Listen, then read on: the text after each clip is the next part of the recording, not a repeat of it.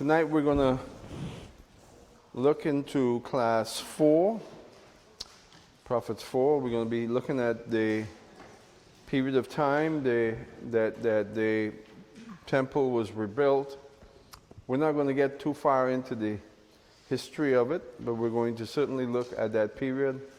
Considering the work that the remnant that returned from Babylon or Persia began to do, and how far they got with this, and how far they got with their effort to rebuild Jerusalem, to reestablish Jewish life, and the involvement of Ezra and Nehemiah in the whole process.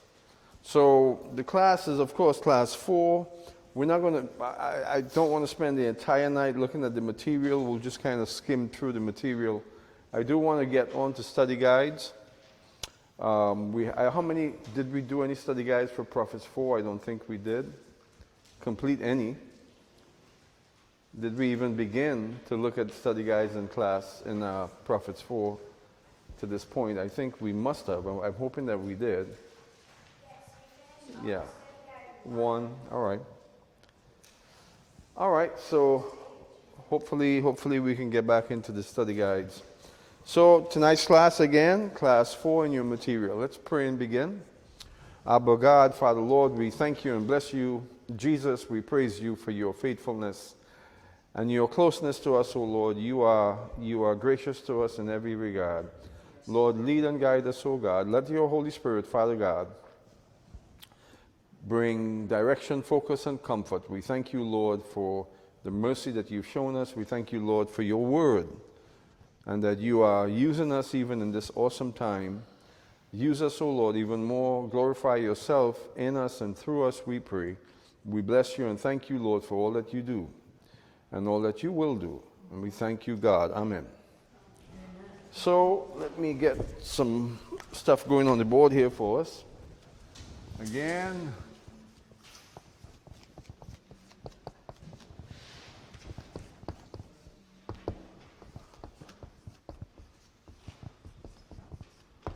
And of course, the remnant.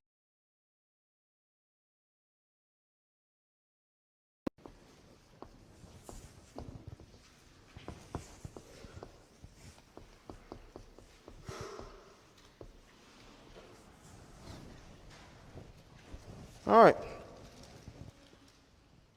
So a Hebrew word here for us.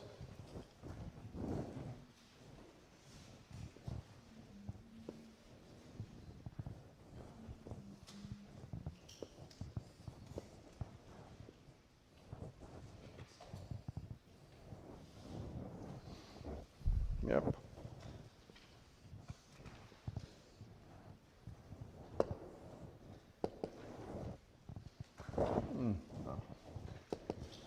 Right, okay. So that word is, in Hebrew, Yehoshua.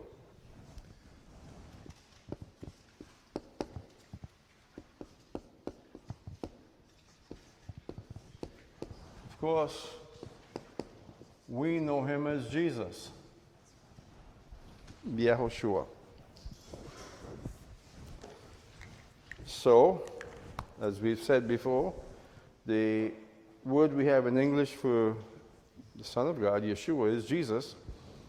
And the word in and of itself does not have a meaning, Jesus. You can say it means something to you, but it doesn't have a literal meaning associated with the word Jesus. Not so with the word, of course, Yehoshua or Yeshua. The word Yeshua or Yehoshua means salvation from God. Yehoshua, salvation from God, or God will bring salvation. That's another way of saying it, Yehoshua. All right, so Cyrus, who was the first king of Media Persia, the Medo-Persian Empire, he decreed that Jerusalem would be rebuilt. In fact, Judea, actually, Jerusalem, and that ultimately the temple would be rebuilt. Now, God had prophesied through Isaiah 150 years, maybe 200 years earlier, that this would, in fact, be the case. And he names the prophet or he names the king by name, which is extraordinary when you think about it. So let's just take a look at that in Isaiah chapter 44. Who would like to read 28 to 45:1? Just two verses. Isaiah chapter 44, 28 to 45:1.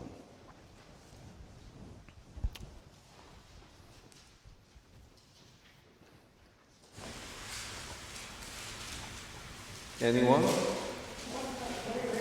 Isaiah 44, 28. Okay, who says of Cyrus, he's my shepherd, and he shall perform all my pleasure, saying to Jerusalem, you shall be built, and to the temple your foundation shall be laid. And in 45:1. Oh, and thus says the Lord to his anointed, to Cyrus, whose right hand I have held, to subdue nations before him, and loose the armor of kings, to open before him the double doors, so that the gates will not be shut. So God had preordained over a period of over 150 to 200 years that Cyrus would become king of Media, Persia, and that he would be the one to decree the rebuilding of Jerusalem and ultimately the rebuilding of the temple.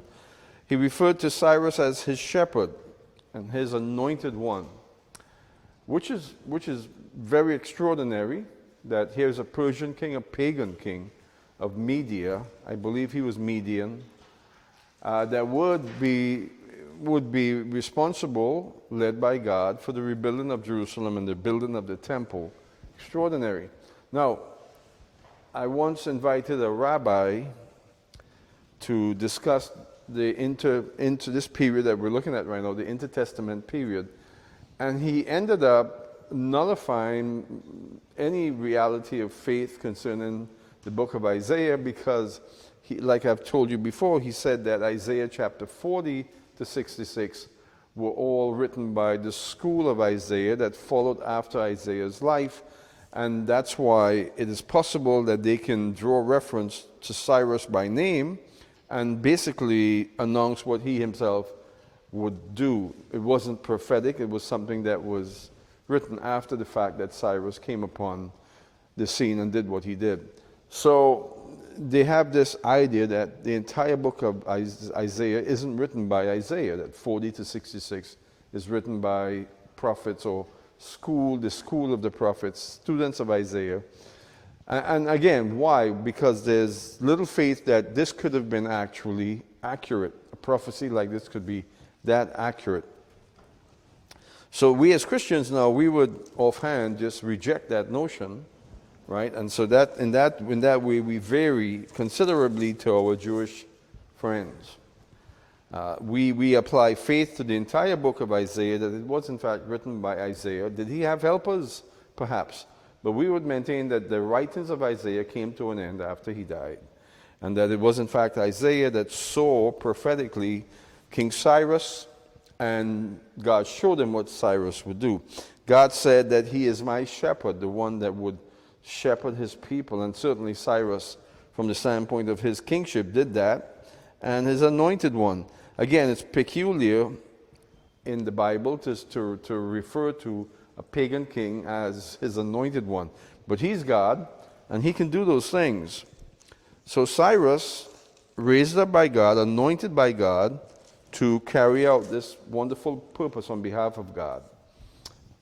So this process was a slow process. It's not something that Cyrus decreed it, and within 10 years everything was set in place.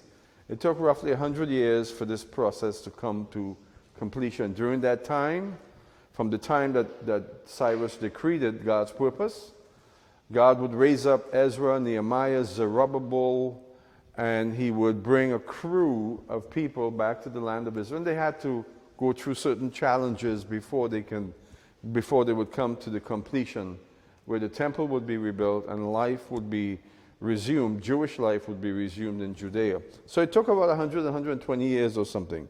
All right, so let's talk about the returning remnant. Initially, when Cyrus made his decree, within 20 years or so, about 43,000 Israelites returned to Judea, and not so much Samaria, but Judea. And they didn't actually return directly to Jerusalem. Jerusalem was in ruins. The Babylonians had left Jerusalem completely sacked. But the townships around Jerusalem were still there. Remember that not all of the Judeans or the Jerusalemites were removed from the area by the Babylonians. Many of them stayed, many of them stayed in Judea. Life had changed dramatically. So the returnees from the Medo-Persian Empire simply joined some of the already decimated, almost fully decimated communities that had surrounded Jerusalem.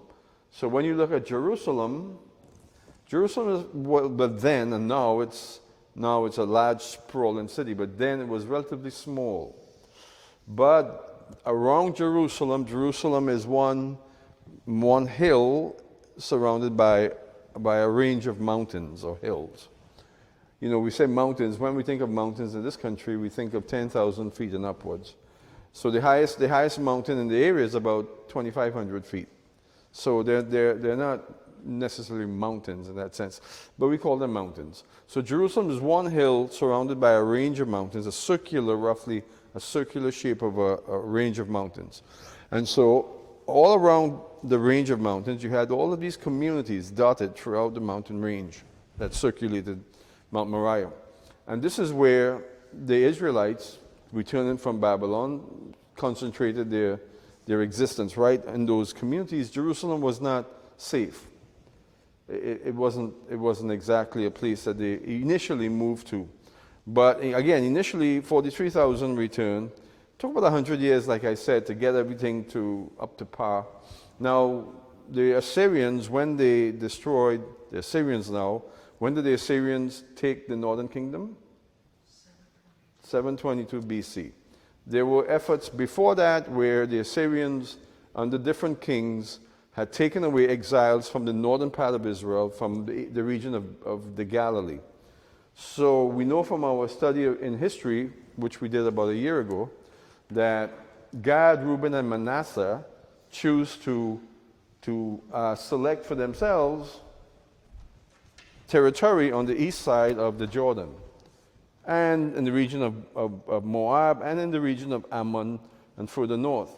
Now, the Assyrians came down, took Damascus, did not destroy Damascus, but took it, and then came into this region here and took Israelites from the tribe of Gad. Gad stayed in this area, and Reuben, which initially, when the Assyrians came, they took only 13,000, 14,000 or so Gadites and Reubenites. And then about 15 years later, they returned under King Sennacherib and laid siege to Samaria. And when Samaria was infiltrated and destroyed, they took off about 27,000. So sometimes we think of the 10 lost tribes that the Assyrians came and just kind of scooped up the entire population, which was about 2 million, upwards of 2 million, and just sort of displaced the entire population of the northern kingdom, the 10 lost tribes, supposedly 10 lost tribes. But he didn't, or Assyria didn't. Initially 13,000, and then about 27,000.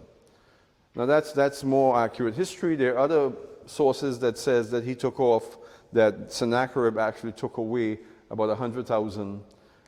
In any event, we're not talking about the entire population of Israel. Neither did the Babylonians take away the entire population of Judah and Benjamin in the south. The vast majority of the people of Judah and Benjamin remained in the south, and the vast majority of the 10 lost tribes remained in the north. But what the Assyrians did is that they took a people from a far-off land, and we don't know exactly where that people came from. It is believed that they displaced people from as far as Kashmir, the Himalayas, the foothills of the Himalayas, that they took people as far away as Kashmir, India, and brought them into the land of Israel, placed them in Samaria, and removed the leading classes of Samaria and moved them that far off into the east. And this is what the Assyrians would do. So they would raid a city, overcome a city, and they would take the leading classes, the priestly class, the royal classes and displace them. And why would they do that? What would be their purpose? To remove the leading classes, the kingly and the priestly classes. And there would be little chance of revitalizing. And they would move them off to the furthest point, and then they would do the same with the place that had been invaded. So, again, only 13,000, roughly 30,000 initially was taken away from Samaria, and they most likely were the priestly class, the important people from Samaria. And they were moved far off into the Assyrian kingdom. So, the people that they brought in, which concentrated in what was then Samaria. Now, Samaria was destroyed by Sennacherib. But the people that were brought in to be a source of stumbling block to the Israelis who were there, they became known as the Samaritans, the so-called Samaritans, because they were brought to Samaria. Now, the Samaritans would ultimately find themselves living on Mount Gerizim, which is the Mount of the Blessings.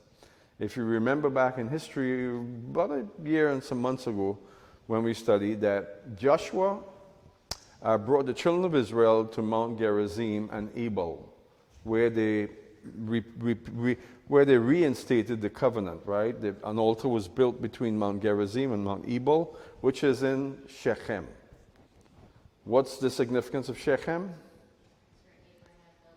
That's where Abraham built the first altar and began the process of establishing that covenant with God, or I should say God began to establish the covenant with Abraham. It began at Shechem.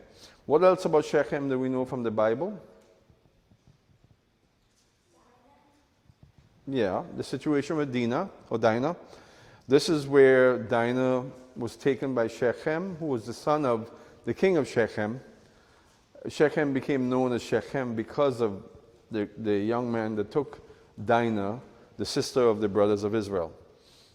And that's where Jacob went to after he became Israel. That's where he settled there for 2 or 3 years.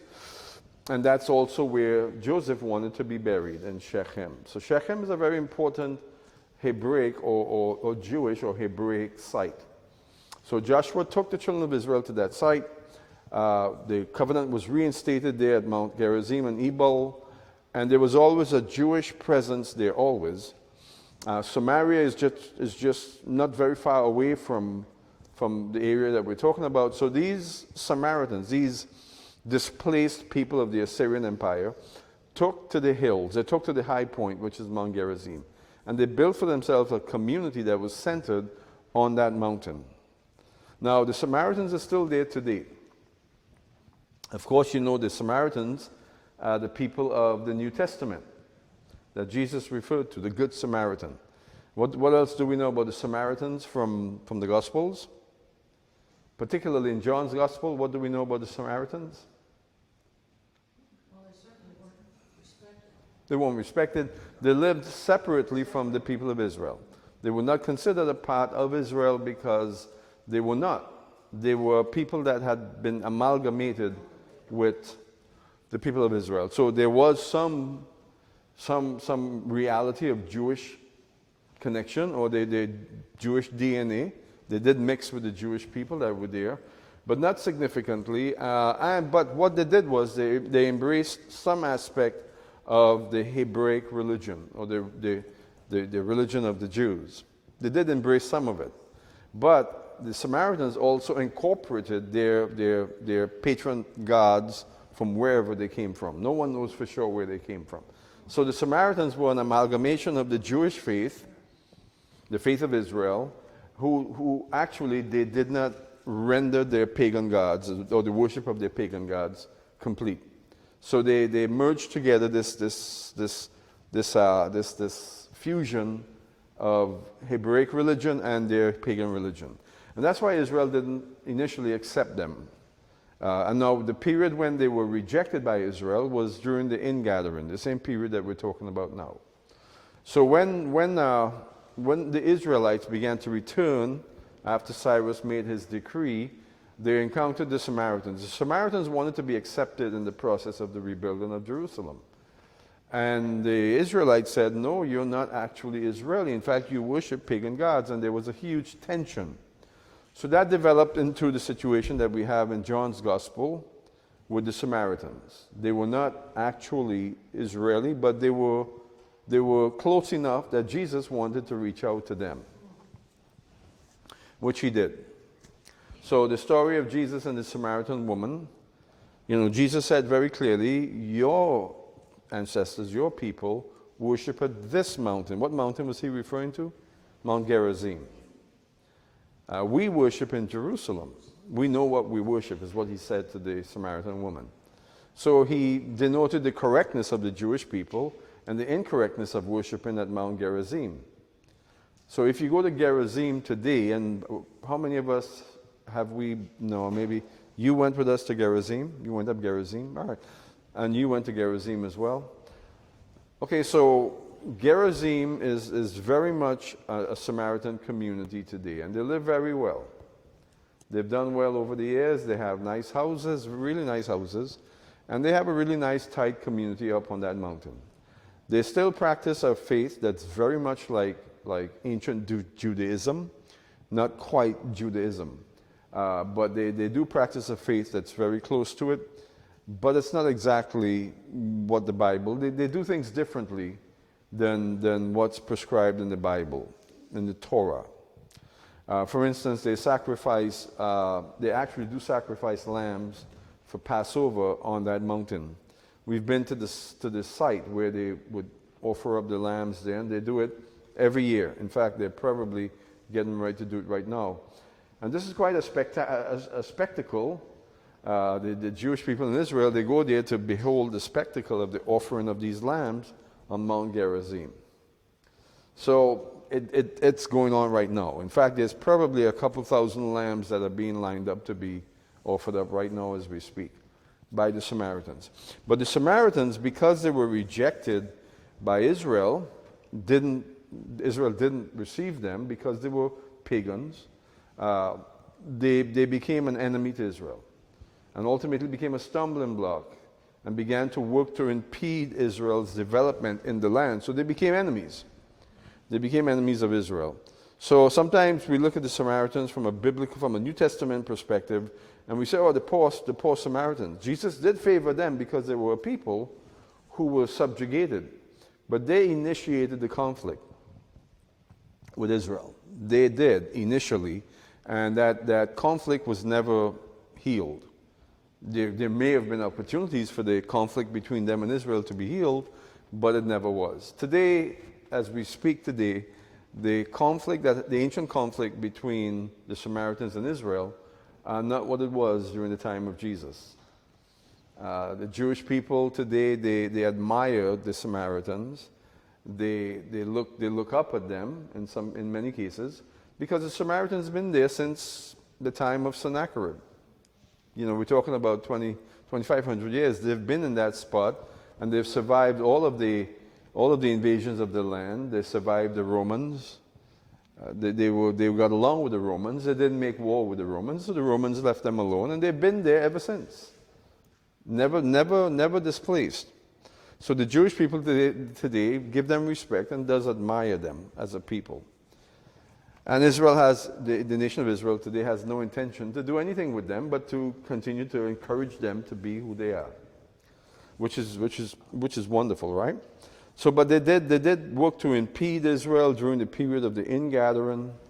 They literally moved to prevent the building up of Jerusalem with King Darius. They sent envoys back to King Darius saying that the Jewish people, they were preparing a rebellion against the king of Persia, which was not true, and that created a bit of an issue. But ultimately, that issue was taken care of. So what did the Samaritans want when they approached Israel to join in on the whole process of the ingathering? They wanted inclusion. They wanted to be included in the process. They had realized, of course, that Cyrus, the great king, had initiated this this process and wanted in on it, but they didn't want to fully render themselves people of Israel. They wanted to maintain their exclusivity, and they wanted to be a different people, and so that created a bit of a problem. So the issue with the Samaritans continued up until the time of Jesus, but praise God, today it's not an issue. The Samaritan people are living well in the land of Israel. So, now this period was known for its assimilation with the Jewish people. The Jewish people struggled in the land. The pressure to assimilate was great, and they struggled quite a bit in maintaining their uniqueness as a people, because they were already a defeated people, defeated by the Babylonians, defeated by the Assyrians, and you have to consider that from the perspective of the average Israelite, God had abandoned them. Right? That would have been their perspective. That would have been their viewpoint. Twice, ruling empires came in and destroyed our capitals, and now we're subject to everyone around us. And so there was a great move towards assimilation and compromise, and ultimately, God had to raise up Haggai and Zechariah to encourage the people, particularly the leadership. Haggai and Zechariah, they ministered to the leadership. Who was the leadership at this time? Zerubbabel and his men that had come back from Persia, that were involved in the rebuilding of the temple. Zerubbabel was mostly focused on the rebuilding of the temple, and that's the first step. So we're talking here about the very first step, which again was challenged by the Arabs, not only the Samaritans, but by the Arabs and by the Samaritans. So, but it was a difficult time, and so Zechariah and Haggai, initially, their ministry was there to encourage the people to push towards the reestablishment of Jewish life. Don't abandon Jerusalem. Build your homes in Jerusalem. Even though the walls of Jerusalem were destroyed, made it very unsafe, since they had enemies that were working against them. But the prophets were encouraging them to be courageous and so on. And ultimately, the temple would be rebuilt by Zerubbabel. Zerubbabel's efforts were well noted, but that second temple was nothing like the first temple.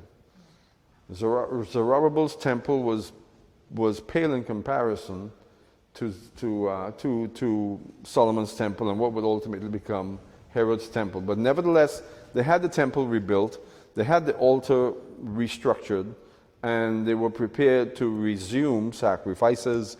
The priesthood was nothing like they were supposed to be. There was a lot of work needed in the Kohanim.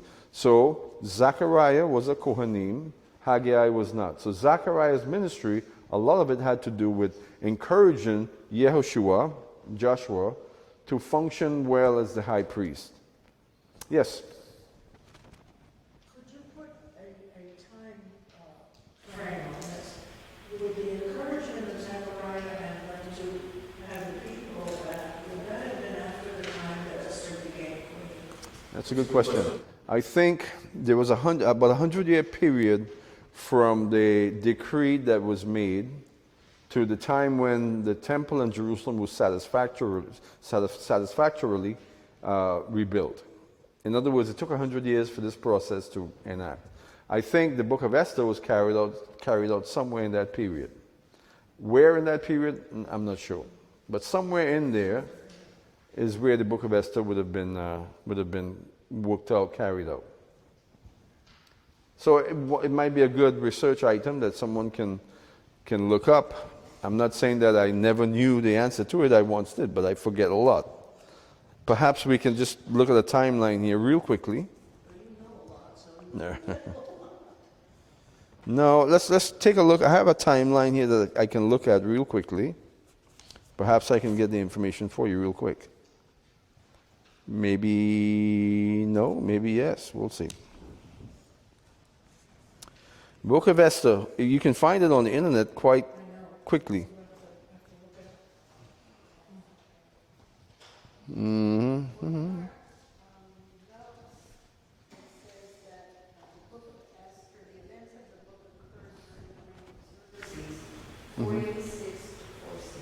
478 is the date I have.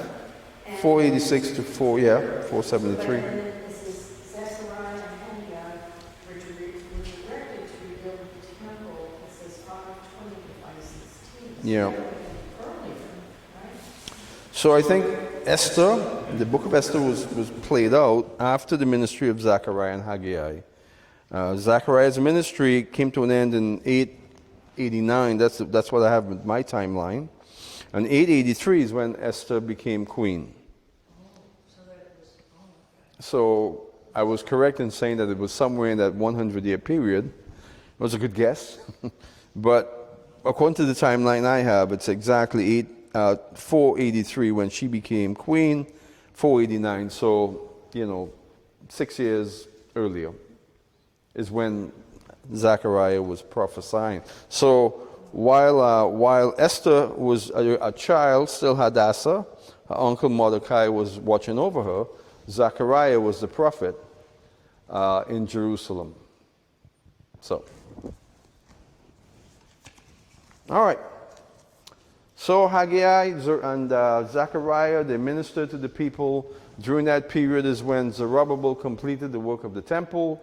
And during that period is when Zechariah encouraged Joshua, the high priest, and so on. You have that reference in Zechariah chapter 6, where the word of God came to Zechariah and encouraged Zerubbabel to be high priest and to function with a dimension of conviction and faith and confidence about his position. We've read that reference in Zechariah chapter 6. Now, the assimilation factor was incredibly great. The pressure upon Israel was quite considerable for assimilation, because you had so many factors applying pressure on the Jewish people that were returning to Jerusalem at that time. Many factors. First of all, there wasn't a sovereign king in Israel. There wasn't a strong leadership. There was no army that was devoted to the protection of the people of Israel. They depended upon a foreign king and a foreign army that was never really absolutely present. So they felt extremely vulnerable, the Egyptians in the south, the Ammonites in the west, and the people of the sea. There was always a threat from the Mediterranean upon the people of Israel. Now, so they were always vulnerable, and they knew well their vulnerability, and the tendency to capitulate and to acquiesce to surrounding peoples were great, and they did. There were periods during this time, I'm talking about from 516 to 458, there were periods there when they were not speaking Hebrew, they were speaking the languages of the surrounding peoples. So this was a very tenuous time for Israel. And it's based on that period of time between 516 and 58, 458. How many years is that? 516 BC to 458. What's that, 60 years or something, roughly? So it was this 60-year period following the building of the temple, the completion of the temple, that there was concern enough that God would raise up. In fact, the king of Persia would, on behalf of God, I guess, send Ezra and then ultimately Nehemiah to work with the people to encourage the people to once again become Torah observant and become a righteous people again. So in other words, the temple is built, right? Jerusalem is rebuilt, not completely. The walls are still not up completely. They're still very vulnerable. The people are vulnerable. The people are compromising and assimilating. How did they assimilate? Through marriage. The Torah is very clear to Israel, you should not intermarry with the surrounding peoples. And if you did, then that person would have to assimilate to Israel's culture and Israel's way of life, which wasn't happening. They were assimilating the other way.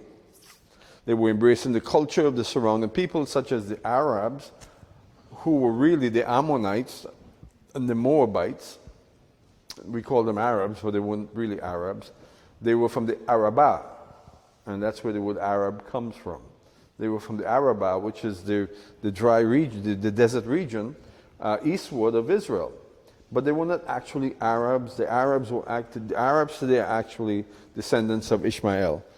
So they were acquiescing, they were compromising with the surrounding peoples, even the Syrians in the north, and so on. And this was a great concern to the Jewish leadership in Jerusalem, and that precipitated the introduction of Ezra. Now, Ezra and Nehemiah, we'll talk about them in a moment.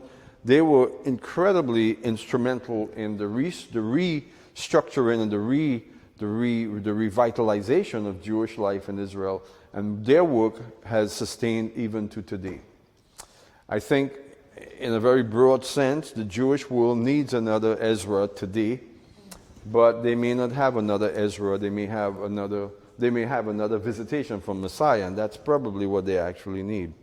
So intermarrying, embracing our foreign cultures, all these things were trouble, a concern. God raised up Malachi at that time. Now God's focus, when he raised up Malachi the prophet, to speak to that concern, which were assimilations and embracing of cultures around them. Malachi was sent to address this. But Malachi focused on the leadership, which is what God does. If a people are going astray, then God's emphasis is the leadership. What is the leadership doing, right? and that's the right way to approach, problems that are evident and apparent. You address where the problem is coming from. Usually it comes from the leadership. Lack of leadership, compromise on behalf of leadership. And this was exactly what the situation was in Jerusalem. The leadership, of course, were the Kohanim, the priests. You see, the priests in Israel, the Kohanim, were always responsible for the leadership of Israel. They always were. And whenever they failed, God would raise up judges, like in the case with the judges, the period of the judges. Whenever the Kohanim failed to be the leaders that they were called to be, the priests, he would raise up a judge. In some cases, the judges were Kohanim. Very rarely would they, but in one case, in the case with Samuel, he was a Kohanim. But God would raise up a judge to correct the wrong in the society that the leadership had failed to address. And very much so with the prophets as well. Some of the judges were prophets, right? Deborah was a prophet. Gideon can be seen as a prophet as well. Samuel was a prophet. So these prophets and judges that were raised up, they were raised up to correct matters that were set astray by poor leadership. And so the Kohanim are the ones that Malachi began to address. He began to call them to account in regards to their lack of leadership. So that speaks to us quite a bit, right? That whenever there's a problem, you look to leadership. Leadership has the responsibility to deal with issues, and God certainly holds leadership accountable. But Malachi's message, when you look at the book of Malachi, it's centered on temple duty, everything that was wrong with what was happening with the temple and with the priests. I think God's perspective is, or was then, certainly is now, that if you correct what leadership is doing, if you correct, the temple duty, if you bring everything in order and you have the leadership standing where they ought to, then everything else will flow from that. But it has to begin with the leadership. And Malachi put all the emphasis there. Any questions? Right, so this class is just, I'm doing sort of a lecture presentation. You can stop me and ask questions or make comments and break that flow of the lecture. I don't like lecturing. I much prefer to teach and to teach from the Bible. But this part of the course almost mandates that you just lecture through the material.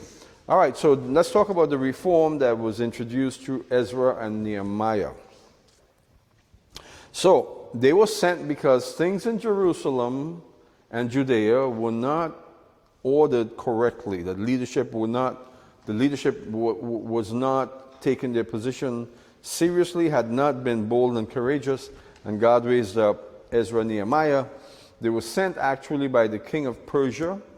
The king of Persia agreed. More than likely, the courts the court of the king of Persia was stacked with very influential, very important Jewish people. Right? So you think about the court of King Xerxes. He had Mordecai right there with him. Ultimately, Mordecai would ascend to be right at the right hand of the king, had great influence. It's quite possible, Vanda, that Mordecai had something to do with the sending of Ezra and Nehemiah, because the time frame falls in alignment for that to happen.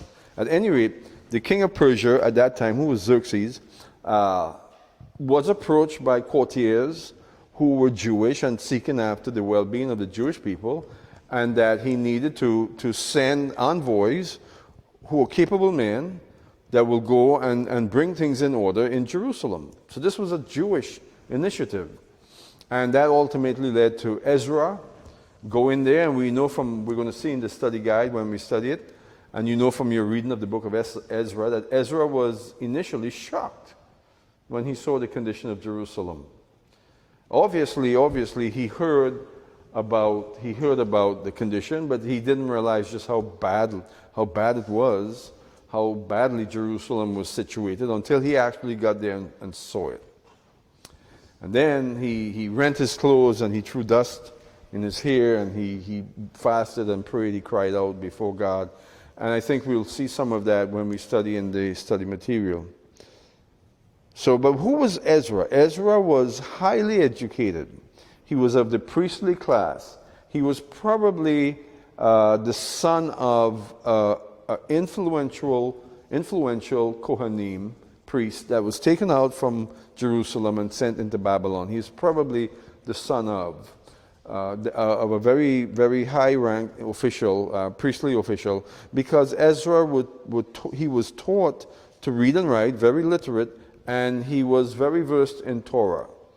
He had excellent qualities as a leader. And so that's probably why he was chosen to be sent to Jerusalem. So Ezra now, he comes to Jerusalem. What happens when they were building the temple, removing the rubble to build the second temple? What happened? They found the scroll of the Torah. So Ezra comes and he reads the Torah scroll, and there are aspects of Torah that he didn't know of. So the Torah wasn't something that everyone had. There were limited copies of Torah. I think King David, of the kings of Judah, would have had a copy of the Torah. It's unclear if they actually read it. And maybe there was scrolls of the Torah kept in very secure places in Jerusalem, in the temple and so on. But not everyone had a Bible. There were not that many copies. And so Ezra gets there. He's not real versed completely in Torah. And he reads the scroll, and he is taken back by how much Israel isn't doing. Concerning what? Concerning commandments and the festivals. He was taken back, sort of shocked as to God's opinion about Shabbat.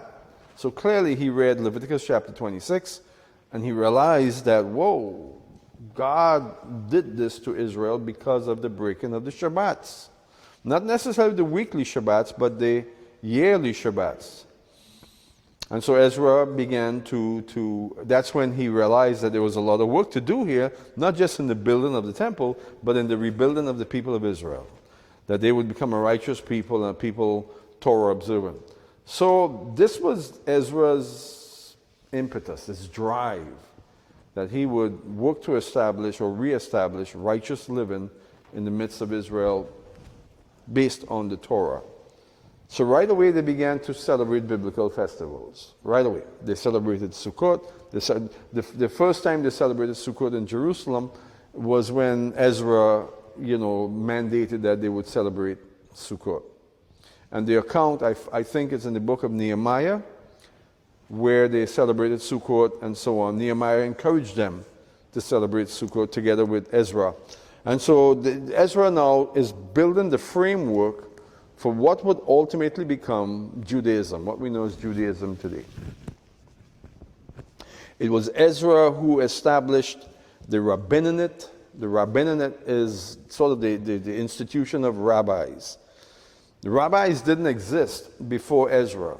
He, in his work, to reinstitute Jewish life and to reintroduce Toranic living in Israel, came up with the concept of training people in Torah that will go out and teach in the different communities. Of course, he had the diaspora in mind, outside of the land of Israel, that these rabbis will go out to teach the communities outside of Israel and inside of Israel as well. Ezra also instituted the ministry of the scribe. You know, in the New Testament, you read a lot about the scribes. Scribes were very common. Many Israelites trained to be scribes because the work of the scribe was very critical, very important. What did the scribe do? Well, the scribe did what printers or print trees, I don't know if print trees really exist anymore, I don't think so. You can print right off your iPhone. I mean, really. But in the ancient world, of course, how did you print? How did you reprint? By hand. So you had the scribes who trained their entire lives and devoted their entire lives to just recopying or copying the Torah. And that's all they did. And the idea was that you would make the Torah so abundant.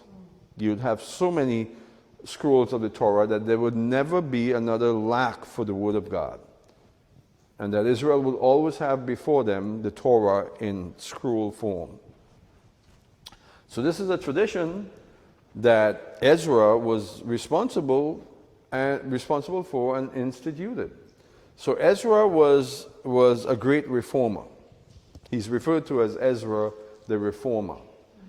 You know, he's a Kohen, so he's referred to as Ezra HaKohen, the great reformer, and which is what he carried out. He's very successful, very effective leader, forceful leader, and he succeeded very much. So again, what we have today as Judaism is very much the work of Ezra. What we see during the time of Yehoshua, all of the traditions, not all of the traditions, but many of the traditions were established by Ezra.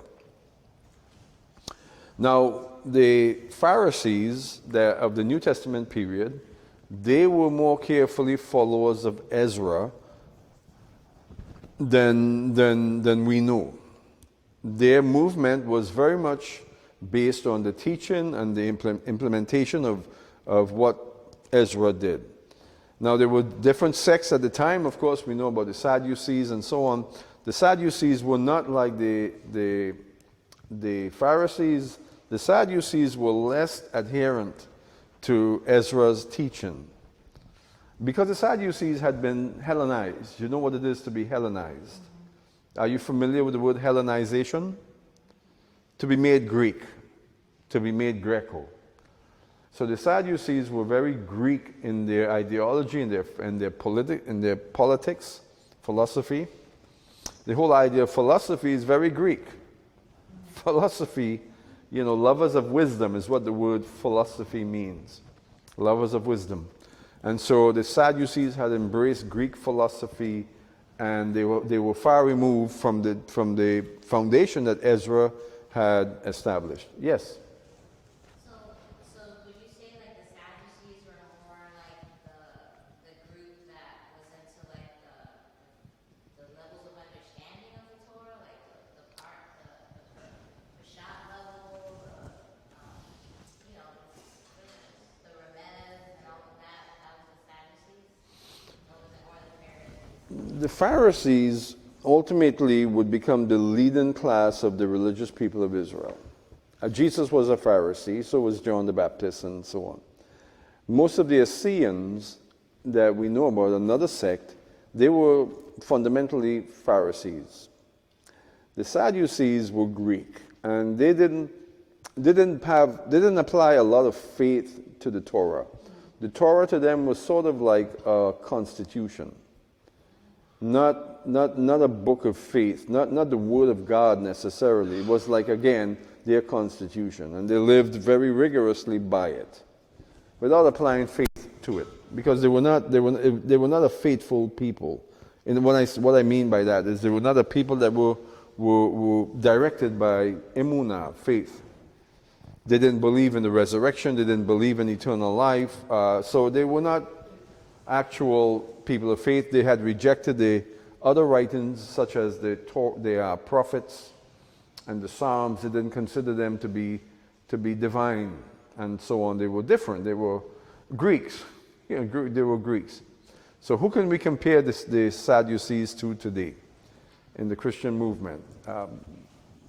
We can compare the Sadducees perhaps to liberal Christianity. Liberal Christianity is a huge problem in the Christian landscape today. It's bringing about changes. It's affecting new directions and so on. It's embracing things that should never be embraced by believers, true Bible believers. It's opening up the doors to incredible anomalies in the Christian faith, such as embracing homosexuality and promoting even homosexuality, and you know, the liberal Christian movement is even doing as the liberals do in general, which they are using racism to motivate their ideology today. And that's actually happening in liberal churches today. That should never be. We should never be so wrapped up in the issue of racism. Christians, we shouldn't. We should not be racist to begin with. But there is a lot of that happening in the liberal church. Is it needed? Perhaps not. I don't think it's needed. Wherever you have a group of people that's serving God in faith, racism is never an issue. It should never be an issue. But the liberal church has gone off and embraced its own impetus, its own set of initiatives. Well, the Sadducees were very much like that. I had this corny little thing I used to say, the Sadducees. Why? Because they were sad, you see. Silly. But that's the Sadducees. And Ezra, he was not responsible for the Sadducees, the Greeks were. So that movement that came from that period of Ezra and Nehemiah, not just Ezra, but Ezra and Nehemiah, inspired the faithful movement of Israel, the faithful populist movement that we know as the Pharisees, and also the Essenes as well. Now, what about Nehemiah? Nehemiah was then added to the effort in Jerusalem to help Ezra in the process of reintroducing righteous living, but Nehemiah was also very much a builder. He was capable. He was an excellent leader, very forceful, very strong, and he was sent there because of his leadership acumen, which he applied very quickly. Nehemiah put a lot of emphasis on the building of the walls, the building up of the walls of Jerusalem. Ezra realized that the temple was rebuilt somewhat, but many of the walls in Jerusalem were still in ruins, and that the people would not be comfortable in Jerusalem unless the walls are up. In the ancient world, that was a very important factor, that your city was defended. And so Nehemiah's drive and purpose was really to build up the wall, to rebuild the wall. And he spent a lot of his time. And when you study the book of Nehemiah, you see it. Nehemiah was also a great encourager. He encouraged the people to trust God, to build and not be afraid of the surrounding peoples. Again, you must understand why the tendency to be horrified by the surrounding peoples existed. You have to understand why.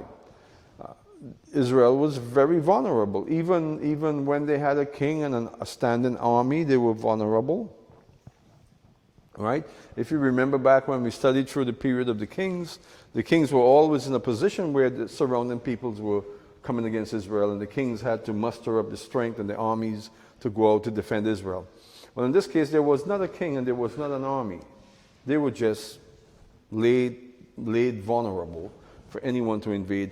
And they knew that. So also, during the period of the ingathering, and just before that period as well, there were mass exoduses of Israelites leaving the land of Israel on their own free will, feeling as if they had no choice but to leave, to go out to the diaspora. Because of that sense of vulnerability, they would willingly pick up and go off to join the other Jews in the diaspora, which we would sit here and say, no, they should have never done that. But Again, the conditions under which they lived were very tenuous. Again, they were extremely vulnerable. So, whereas the actual destruction of Samaria in 722 BC did not involve a mass exodus of people leaving the northern kingdom, the people that left on their own free will. And by the time of Second Temple period, time of Yeshua, more than half of the people of Israel lived outside of Israel. So by the time Jesus came, about a third of the Jewish population lived in the land of Israel. 1/3. So that really, that whole movement of the people leaving the land to join the Jews in the diaspora really helped to build the reality and what would become the institution of the diaspora. It became much more convenient, much more logical from a certain point of view to live in the diaspora, do well, prosper in the diaspora. And what do you do concerning Zionism, concerning the land of Israel? Well, you send your funds, you send your support to build up the land of Israel. You make pilgrimages as much as you can, 3 times a year if you could, or at least once a year. You know, you would leave wherever you are in Babylon, somewhere in what is today's Turkey or something. A lot of Jews lived in the area of Damascus, just north of Israel. There was a huge diaspora population in Damascus and surrounding cities around Damascus. And they stayed there for a very long time. You know the story of Paul. Of course, he was on his way to Damascus because the Christian movement had taken over the Jewish communities of Damascus, had began to infiltrate, and from his point of view, they were infiltrating. The gospel was being spread throughout that community in Damascus. Ultimately, the strong, very strong Jewish population from Damascus would move further out into the diaspora. But why Damascus? Why did they choose Damascus? Anyone? Why was Damascus a good destination for the diaspora?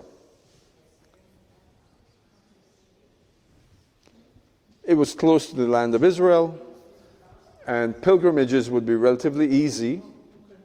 Just come down the Golan Heights, get into the Jordan Valley, and you're on your way to Jerusalem.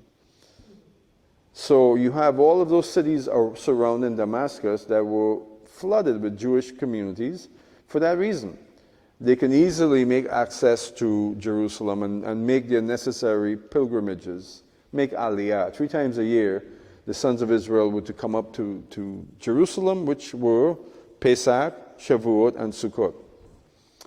Now, ultimately, things got tough, very difficult in Damascus, and they had to flee Damascus and go out into further parts of the diaspora, which they would do somewhere in the 4th, 5th century before Islam became what it became. Now, once Islam came into existence, that put a tremendous strain upon the diaspora community.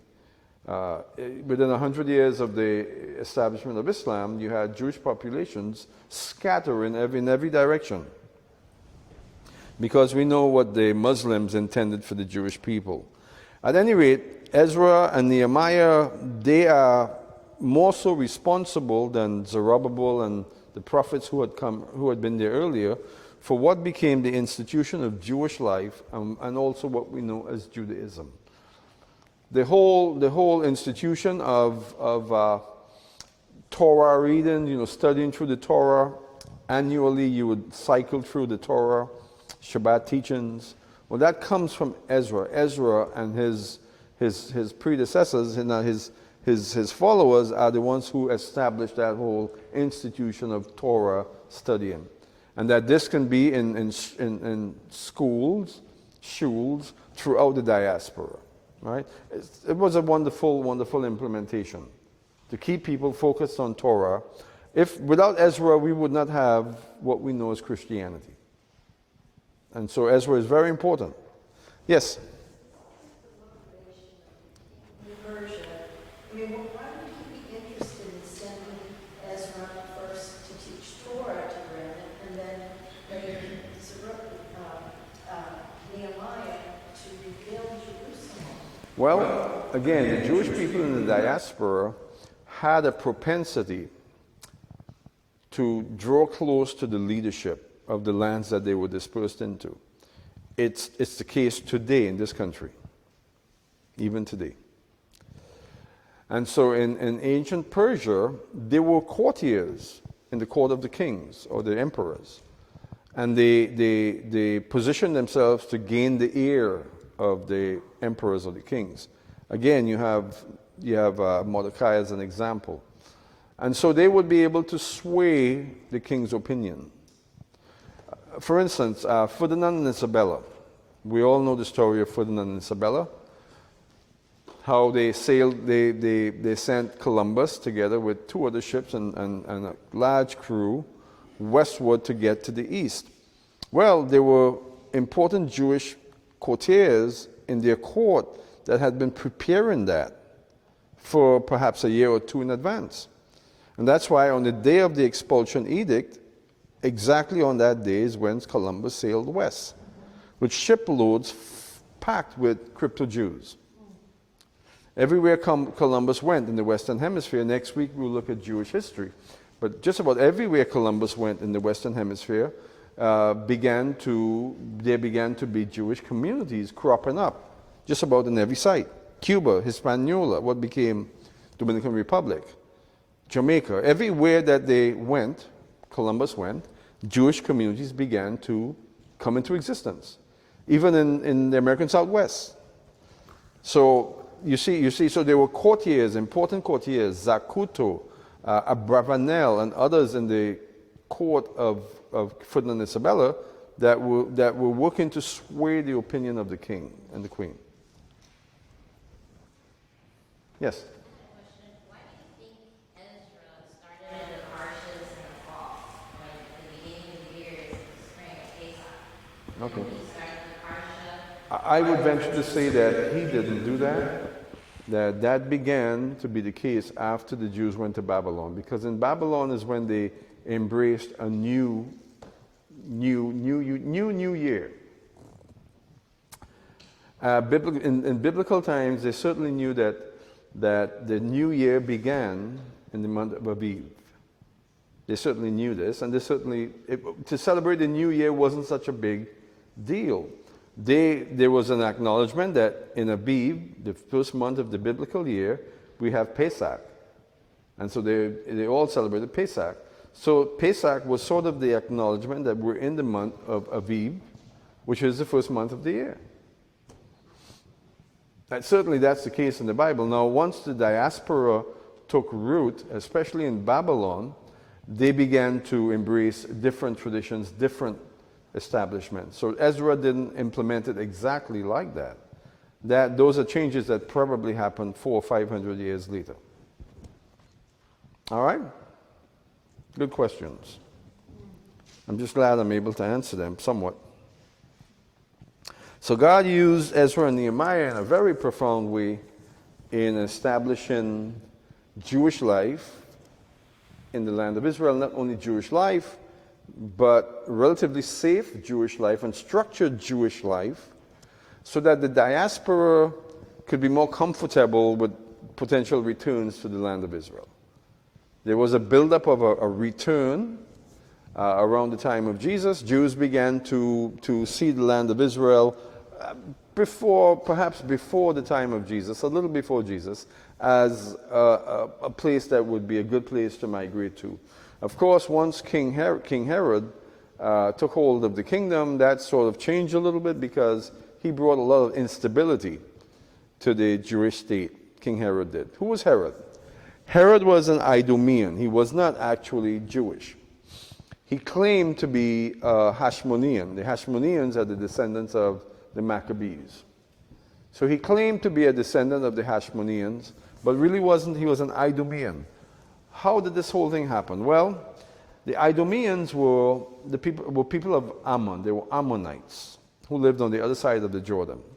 What happened during the time of the Hashmoneans? Judah Maccabee actually accepted a community in Ammon called Idumea. He accepted them, and they were allowed to convert. So the whole community of the Idumeans converted to Judaism. under the Hashmonean, Judah Maccabee, right? And so that whole community became Jewish. And ultimately, Herod's family would come from Idumea and claim lineage to the Maccabees. And he did a lot of unsavory things, downright murderous things, to arise to a place of power, and that he did. He was never at peace with that power. He was horribly paranoid, always concerned that someone was out to get him. And you know, people in power that are paranoid about their position, it usually means that they didn't come about that position in an honest, proper manner. Herod was not appointed by God. He was self-appointed. He used his strength. He used murderousness. He was vicious and ascended to leadership in Israel. And will. Yes, Herod the Great. Herod the Great. He built Masada as a retreat, but it was also a place where he can run to hide in the case that there would be insurrection against him. He can hide out on Masada. So if you go to Masada today, on the north side of the mountaintop, you have Herod's retreat. It's a very secure place. Very secure place. It's on the side of Masada that you cannot ascend at all from that side. It's just hanging over the cliff almost. And so that was his place to hide and run whenever he was in trouble. And so he was a horrible, horrible leader. He was murderous and vicious. But he was never an Israelite. He was an Idumean. Anyway, so let's talk about the transition period now. What was the end of this ingathering process? What happened ultimately? What condition was Israel in at the end of this process? When did this process come to an end? It actually came to an end in 70 AD. Okay?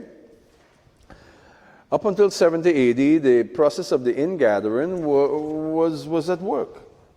The hope was that Israel would become a sovereign nation again, with one king, have its own standing army, never have to deal with the Romans or the Grecians or the Assyrians or the Medo-Persians, but they would have their own king and they would have their own army and they would become their own sovereign people again. And in doing so, they would attract all of the Israelites back to the land of Israel. That had been the hope of the leadership of Israel throughout this period, from the beginning of the ingathering to 70 AD. Of course, we know it never happened. Right? So it was during this time that messianic fervor came into play. That God would send the Messiah at this time, and he would then establish a standing army that will govern over the land of Israel, would protect the people of Israel. He would be a sovereign king, and he would usher in the messianic period. All right, the idea of the Messiah is completely different than what Jesus really represented. We know this. They didn't expect a Son of God, a Lamb of God. Of course, they didn't expect a Jesus. They didn't expect. They expected a great king who would simply be like a Judah Maccabee and a King David in one. Would have God's supernatural intervention at his disposal, would destroy the Romans and establish the ultimate sovereign state of Israel. And so there was always the hope that this state of Israel would be that wonderful ingathering that all of the prophets spoke of. All of the prophets spoke of that time when all of Israel would be assembled in the land of Israel, and God would reinitiate proper Jewish life, and they would have his favor and intervention constantly. That's the ingathering. So they had every reason, I think, to believe that what was happening then was in fact the ingathering. Why would they not believe it? They had been dispersed and they were coming back very slowly. The process was occurring. They were coming back, so they had every reason to believe that this was it. But remember what Isaiah said in Isaiah chapter 11. God said that he will bring them back a second time. So if I was a scribe at the time and I'm scribing the book of Isaiah, and I got to Isaiah chapter 11, verse 11, where it says there that he would bring them back a second time, that would be cause for concern. if I would be open to see it for what it says, because it says that there would be yet another diaspora. If there's a second ingathering, then the first ingathering was not complete. But they didn't see it. I venture to say that some saw it, and perhaps they were ignored, or perhaps they themselves ignored it. But nevertheless, God never intended for a complete ingathering at this time. He fully intended that there would be a second ingathering, and this second ingathering would be the complete ingathering of Israel. And that's where we are today. So today we're seeing another ingathering. The state of Israel is now a sovereign state with a sovereign army, the fourth strongest army in the world, they say. And so Israel is in a much better place today than they were during the first ingathering, during the time of Ezra, during the time of Jesus. They were not anything like they are today. Now, you can look at the state of Israel today and you can see a lot that's lacking. And it's absolutely true. You see a lot of behavior, a lot of potentially wrong decisions, and so on. And you have concern for Israel. And if you love Israel, if you love the hope of what God is doing, it should trouble you what we're seeing right now in Israel. Nevertheless, this is that time. This is that ingathering that the prophet Isaiah spoke of, and all of the prophets spoke of. Now, the people of this period, during this transition period here, they were convinced that this was it. God was going to reestablish Jewish life beyond anything that it ever had been, better than the time of King David. You know, they're going to have another King David that will reign like King David. He would be, you know, King David had God's hand in battle, right? King David had God's hand in battle. King David would frequently turn to God and not make a move on the battlefield until God directs him. So this is what they were looking for, another king like David. Of course, that king showed up, but he was not acting in the aspect of King David. He came to become the suffering servant. Israel had failed to put to action, or to recognize and put to action, the reality of Isaiah chapter 53. They didn't want to recognize their Messiah as a suffering servant. But Isaiah chapter 53 is very vivid. We can look at that now in hindsight and say, for sure, that was Jesus. But from their perspective, they had no reason to say that the Messiah would be the suffering servant without God's revelation. So they didn't consider it, of course. At any rate, Jesus came to fulfill Isaiah 53, which he did. We know the rest of the story. He was nailed to the cross. He became that perfect lamb. He was put in the tomb for 3 days. He resurrected. The wonderful resurrection occurred. All of Israel were aware of it, some in denial, some not so much in denial. He walked about with his disciples. He ministered to Israel for 40 days. A lot of the leadership was still in denial. And of course, he ascended for all to see. That event on the Mount of Olives was obviously acknowledged by the leadership in Jerusalem. They could have not know about it or not be privy to it. They probably all stood around there and watched the ascension occurred. So Israel now, after that incredible event of the ascension of Jesus from the Mount of Olives, you know, there are movies that depict the ascension occurring in the Galilee, and I'm not even sure why they would do this, but it occurred in the Galilee, and no one saw it but his disciples. No. It happened just across the Kidron Valley in Jerusalem, where everyone would have seen it. If you've been to Jerusalem and you stand outside the main gates to the temple, you realize that just across the way is the Mount of Olives. I mean, you can literally, it's not far at all. Half a mile across the Kidron Valley, and you're on the Mount of Olives. And that's where he ascended from. Now, the leadership in Israel, do you suppose that they were monitoring the believers after his resurrection for that 40-day period? Don't you think that they knew every move of Peter, John, and the disciples? And they were Keeping track of them? Of course. So the leadership would have had their envoys and their spies standing right there, seeing Jesus ascend into heaven. And the angels that would have come and stood with the disciples, they all knew it. Israel was very much aware of what happened. None of it was a mystery. But then 30 years after the ascension, the Romans descend upon Jerusalem and completely destroy the city and drive the Jewish people out from the land of Israel. That was God's actual final phase of the diaspora, the dispersion of Israel. So God dispersed Israel in 3 phases, 722 BC, 586 BC, and then in 70 AD. In 70 AD is when he actually fulfilled what he said he would do at Mount Sinai in Leviticus chapter 26. Because that dispersion was the final leg of it. That's when Israel were literally driven out. The Romans were committed to actually pushing every Jew within the land of Israel out of the land of Israel. They never did fully succeed to do this. But their mission was to bulldoze the entire land of Israel of its Jews and push them out completely. And the Romans had several attempts of that. Bar Kokhba revolt and so on and so on. So ultimately, this is the diaspora. The actual event of the diaspora complete began in 70 AD. The Jewish people will be driven out for 2,000 years, roughly 2,000 years.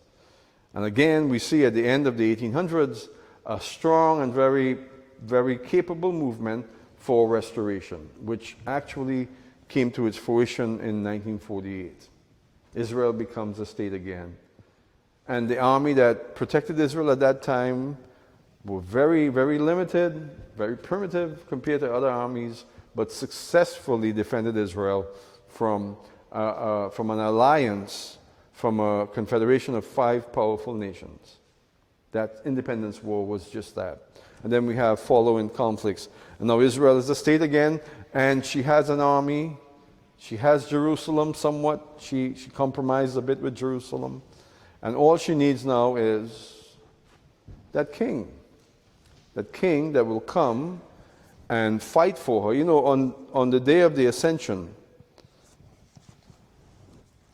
on the Mount of Olives, what was the question that Jesus' disciples asked him just before he went up? Is it now that you will establish the kingdom in Jerusalem?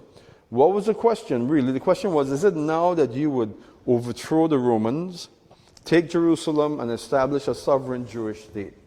Is it now? Is it now that you're going to do it? And of course, what did he say? How did he respond? But before that, he said, stay here and wait for what the Father had promised. But he also said, it's not for you to know or for me to know the times and the appointed times for this to be. In other words, there is going to be a time when he will establish the kingdom in Israel. Just as the Messiah is expected to, there is a time when he's going to do it. That was not the time, you see. So the whole messianic fervor that we see in Israel today, the Jewish people awaiting their Messiah, is legitimate. It's legitimate based on his statement in Acts chapter 1. It is a legitimate position for the Jewish people to be in the land of Israel today, expecting that Messiah would come and put away the rebellion in the midst of Israel and do away with the stronghold of the pagans and establish a sovereign Jewish state where Israel would be a light unto the nations. They have every reason to believe that. And again, that's in perfect agreement with what Jesus said. Now, all of the prophets talk about this period, the period of the ingathering, the restoration of Israel. It's a very critical time in the existence of the state of Israel, not just in the existence of the state of Israel, but it's a very critical time in the existence of the nations, because it's at this time that the nations would be, let's just say, corrected in their attitude. It's at this time, literally, the Messiah would come and he would put down the rebellion of the nations and establish a sovereign kingdom for God. He will establish a theocracy. Now, what prophets, which of the prophets in the Bible spoke about this? that the Messiah, the Son of Man, the Son of God Messiah, would come.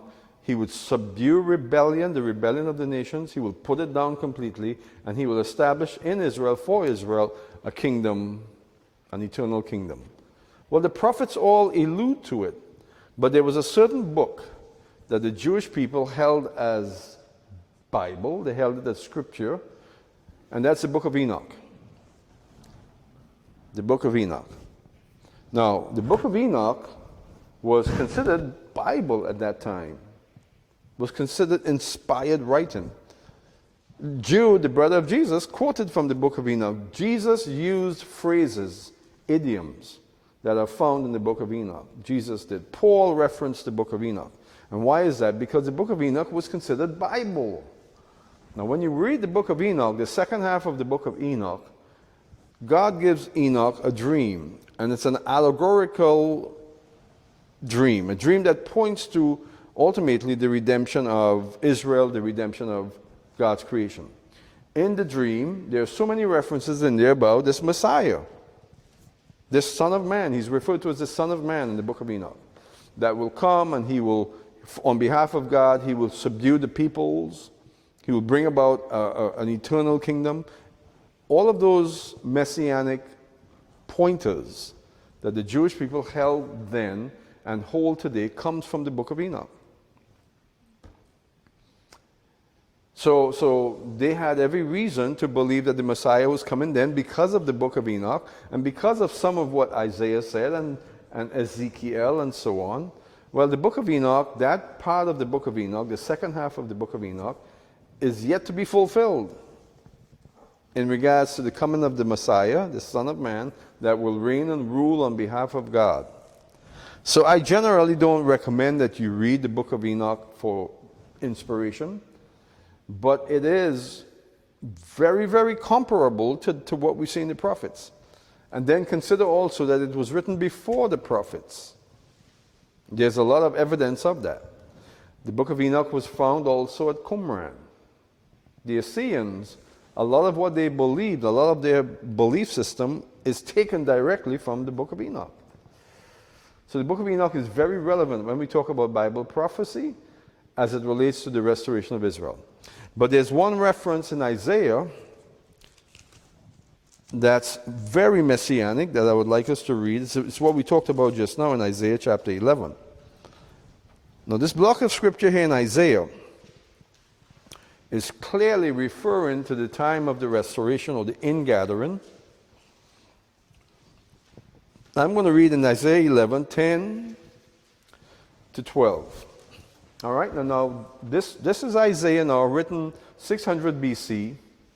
The scribes were constantly rewriting the book of Isaiah. The book of Isaiah was considered to be the premier book of all the prophets. Isaiah was perhaps the most quoted of all the prophets. Again, the book of Enoch is alluded to and referenced quite frequently, but Isaiah is most frequently quoted by Jesus himself. So in Isaiah chapter 11, I'm going to read for you 10 to 13. Right here, the scripture we're going to read right now is so relevant to where we are today and the ultimate establishment of a messianic kingdom with King Jesus, King Yehoshua, reigning in the midst of it. Then in that day the nations will restore to the root of Jesse, who will stand as a signal. The word there, signal, is ensign. An ensign, a standard, a flag. For the peoples, and his resting place will be glorious. Then it will happen on that day that the Lord will again recover the second time with his hand the remnant of his people who will remain from Assyria, Egypt, Patros, Cush, Elam, Shinar, and Hamat, and from the islands of the sea. This is that second ingathering, right? God said he will restore them a second time. Which is the first time? What is the first time? Of course, in Ezra Nehemiah's period. And he will lift up a standard for the nations and assemble the banished ones of Israel and will gather the dispersed of Judah from the four corners of the earth. So this is that ingathering process. Also in Isaiah chapter 27, there are so many references to it.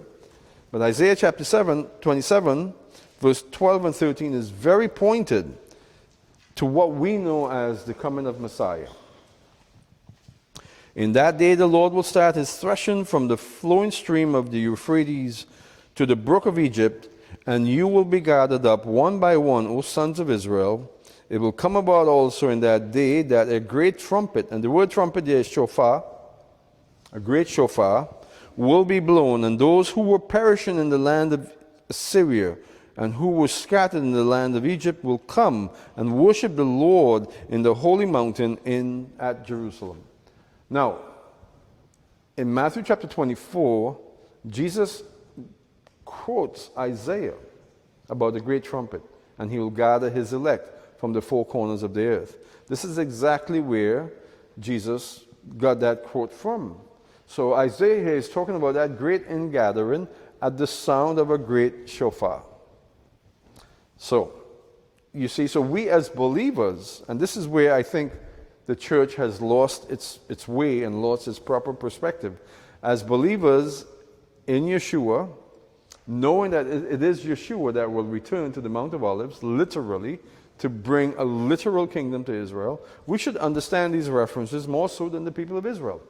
Because we should understand the significance of the great trumpet, the final trumpet, the seventh trumpet. And we should understand very well that Jesus is preparing to return to this planet to reign in very Jerusalem, actual Jerusalem, and he's preparing to bring an actual kingdom, a real kingdom that will be Israel's strength, that Israel had been awaiting for millennia. We should understand this, but you know, Paul talked about the apostasy that would come. And he said concerning the apostasy that there would be a great falling away. That's what the word apostasy means. And that and in another place he said that there would be doctrines of demons introduced into the church. Well, Satan went to work on the church very early on in its existence, began to manipulate the early believers to be in contrast, to be in conflict, I should say, with Israel, and to take a contrasting position with the people of Israel. That was the work of the devil, no question. Because of that movement in the church that began to separate themselves from Israel, because of that, you have all these replacement theological postulations. And that's how I would refer to them. Supersession became the main perspective of the church relative to Israel, that we supersede Israel. So Israel no more, we everything. And therefore today you have the vast majority of Christianity unable to recognize that Jesus is preparing to reign in Israel and to lift up the nation of Israel to be the leading nation of all the world. They're unable to see it, so that now their perspective is not Israel at all, but where is their perspective? Away from anything that God is doing here on earth. Because God's taken us off to that pie in the sky. That's where we're going. And we've lost that important perspective of the kingdom of God to be established right here, and specifically in Israel, in the midst of Jerusalem. So the remnant that we're seeing, the remnant movement that we're seeing today is actually that completion, the completion of that process. So we can fully expect that all of Israel would be restored to Israel. Just as Ezekiel said, and the other prophets bear witness to it as well. But we have so much today, as Christians, we have so much that we should be incredibly considerate of concerning Ezra and Nehemiah. Without Ezra, we don't have a Bible. Of course, God would have established another person, another way by which to make the Bible what it is. But Ezra did so much, and he was such a powerful reformer that he should be recognized in Christianity. And generally, he isn't. He isn't recognized the way he should be in Christianity. All right, so we're right at that time now. It's 9 o'clock now. Let's come back at 9:18, and we'll begin to look at some study guides. So next week's class would be Jewish history. It's going to be a complete class in Jewish history. What I mean is I'll take the entire class for that purpose. Then we will have another class which deals with the intertestament period. That same class that I gave to a rabbi once to teach, and he made quite a mess of it, unfortunately. I told him I forgave him. I told him he can make it up by allowing me to teach in his synagogue one time, which he said no. So, all right, so let's try and do a study guide tonight if we can. These study guides are important. They're valuable. So who's keeping track?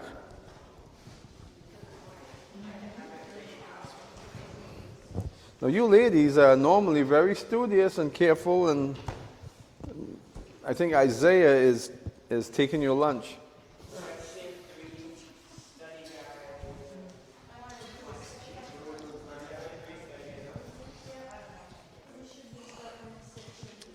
Section 3.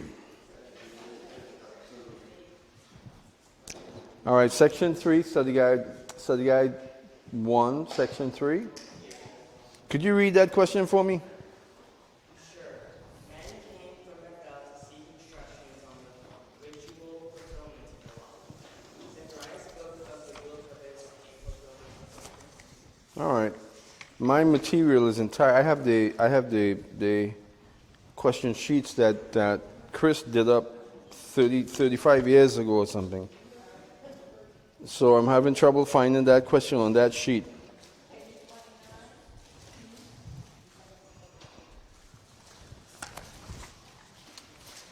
All right.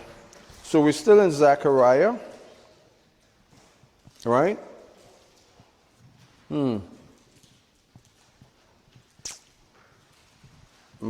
My sheet is so different from what you have. What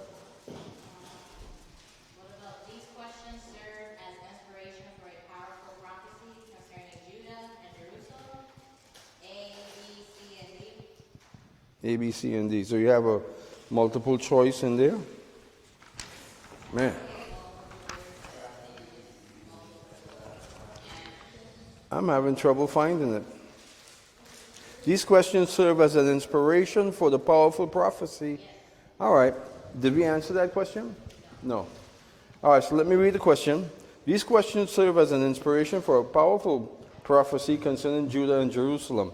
God will, in the midst of Jerusalem, then Jerusalem will be called City of Truth.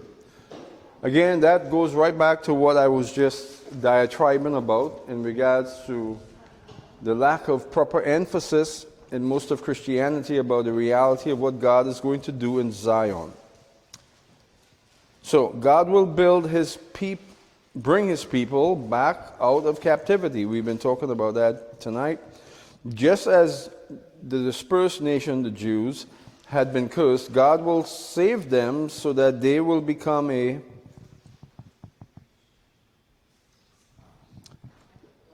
blessing. Now, that's exactly right. When you think about God's call upon Israel to be the head and not the tail, a light unto the nations, a nation of priests. So in that position that God has appointed them to be in, they would become a channel of blessings unto the nations. Now that's not going to happen before the coming of Messiah. Because Messiah comes along and he corrects the attitude of the nations, puts the nations in proper perspective relative to God, relative to the nation of Israel, and that's when the blessings can flow through Israel, when their attitude has been adjusted some.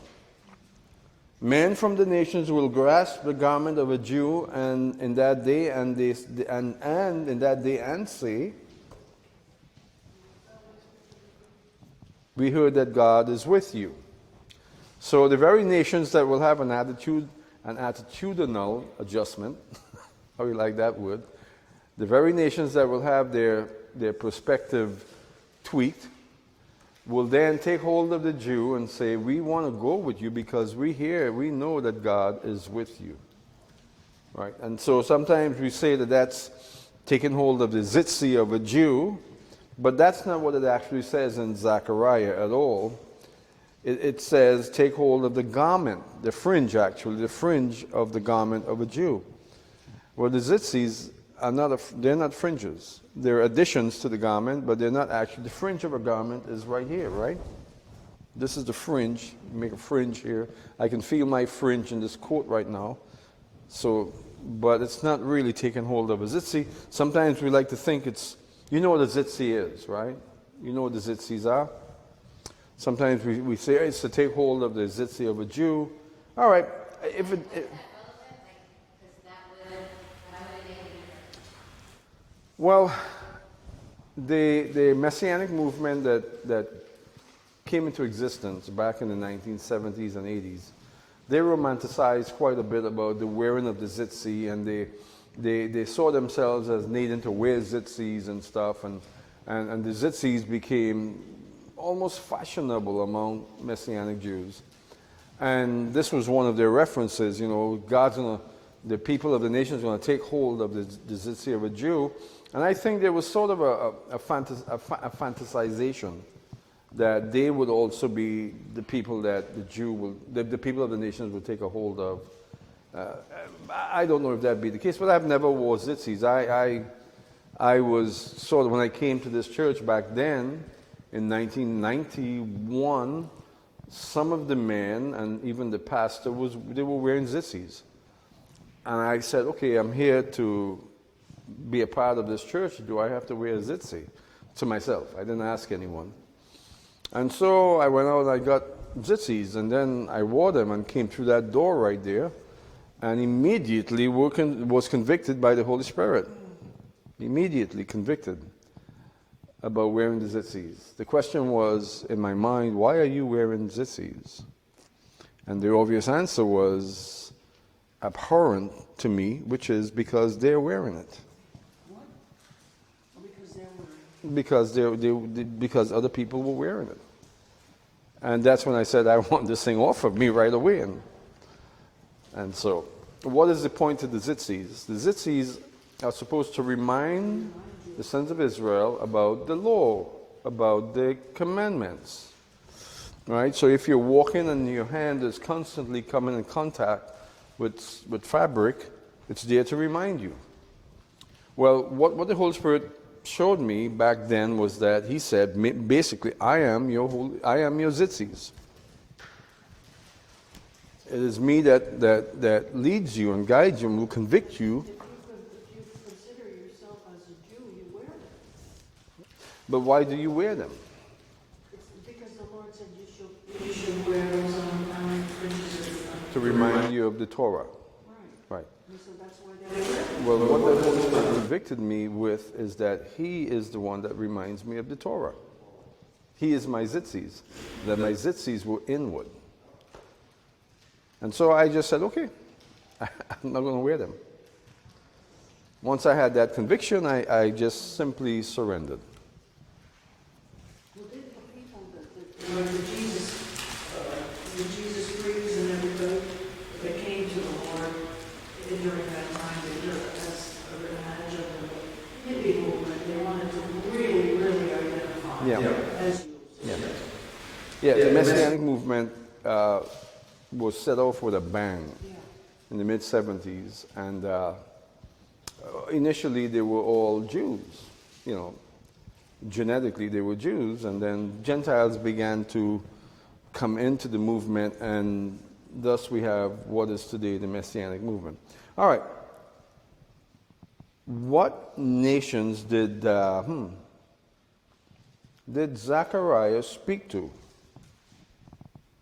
And we're talking here in Zechariah chapter 9, I think chapter 9 verse 10 or 12, I'm not sure right now. So what nations did Zechariah speak to in that prophecy? To Syria, Lebanon, and Philistia, the remnant of the Philistines. Zechariah spoke to them. The third, Philistia. So even though God will destroy leaders from these cities, he will appoint a king for Jerusalem. Of course, that king is a reference, a messianic reference to King Jesus. What are the characteristics of this king? He's humble, right? And that's in chapter 9, verse 9 and 10. Someone read that for us. Zechariah chapter 9, verse 9 and 10, if you would, please. Rejoice, O people of Zion. Shout and triumph, O people of Jerusalem.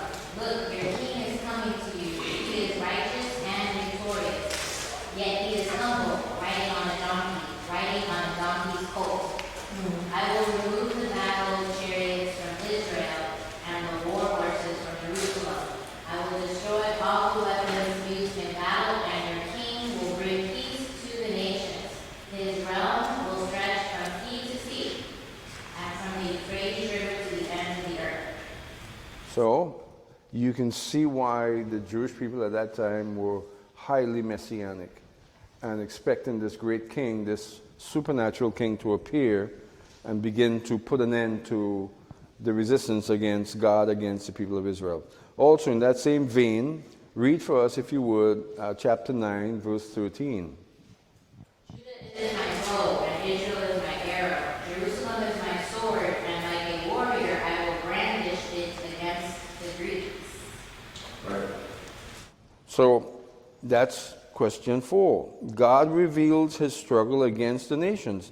His instrument of war is Israel. In Jeremiah chapter 51, God says very clearly that Israel is his war club. And with Israel, he will shatter nations, and he will in other words, he'll bring an end to man's rebellion using the nation of Israel. So that's part of the whole concept of the reigning Messiah, the coming of Messiah. He will address rebellion in the nations. That's why I said just now that he will give the nations an attitudinal, remember that word, an attitudinal adjustment. That's not really a word, but.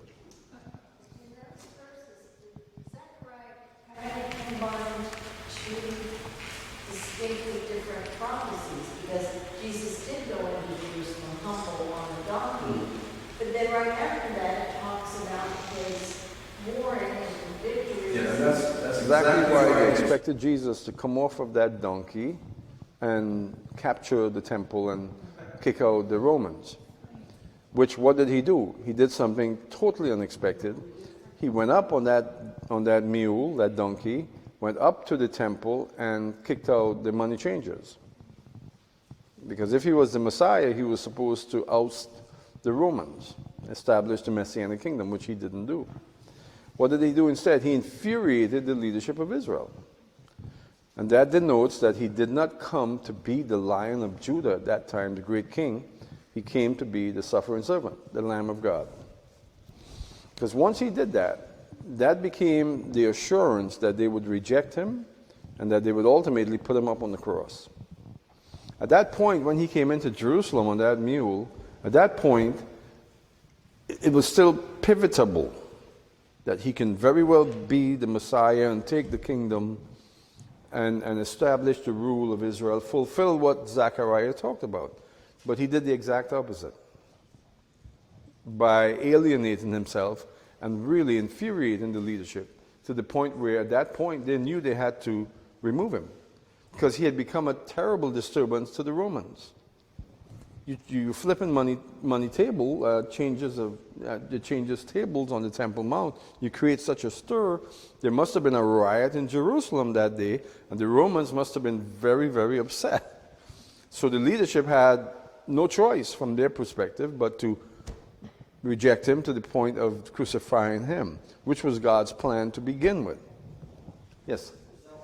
Or palms and roll in front of the donkey like you would do a king welcoming a king, something like that. Hoshana Rama is what they would have been saying, waving the palms and welcoming their great king. I was just wondering earlier why he was so mad because that temple got him lower, so it was a shrine, really. But remember what he said, he made references to the temple as being the temple of God. Don't swear by the city, by Jerusalem, because it is the city of God. Don't swear by the temple. because it's a temple of God. So even though God didn't dwell there, he's pointing to the future reality of that place being the dwelling place of God himself. So that's what he was doing. But also that it had turned into like a marketplace. Well, the whole point, yeah. Cheated.